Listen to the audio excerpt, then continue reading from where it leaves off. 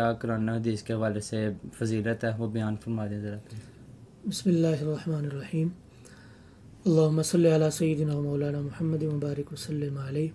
اللہ تبارک و تعالیٰ قرآن عظیم فرقان حمید میں ارشاد فرماتا ہے، یا ایھا الذین آمنوا کتب علیکم الصیام کما کتب علی الذین من قبلکم لعلکم تتقون۔ اے ایمان والو، تم پر روزے فرض کیے گئے جیسے کہ پچھلی امتوں پر بھی فرض کیے گئے۔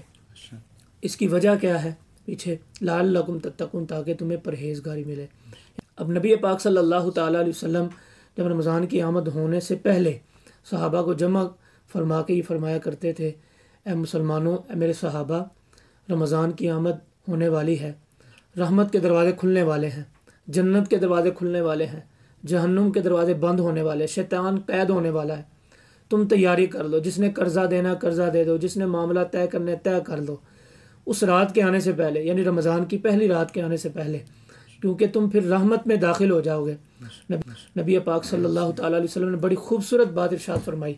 آپ نے جو بات پوچھی روزے کے بارے میں اور تراویح کے بارے میں، ارشاد فرمایا جو بندہ ایمان کی حالت میں صرف اس کا ذہن یہ ہو کہ اللہ کی رضا، صبح سے لے کے شام تک وہ بھوکا رہتا ہے، یعنی روزے کی حالت میں رہتا ہے، تو اللہ اس کو انعام کیا عطا فرماتا ہے؟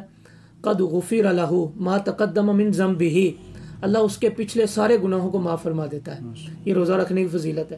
اور دوسرا ارشاد فرمایا من قام رمضان، جو رمضان کے مہینے میں قیام کرے، یعنی رات کو نماز پڑھے تراویح کی صورت میں یا تہجد کی صورت میں یا دیگر نوافل کی صورت میں، اس کے بارے میں بھی ارشاد فرمایا کہ اللہ پاک اس کے پچھلے سارے گناہوں کو معاف فرما دیتا ہے۔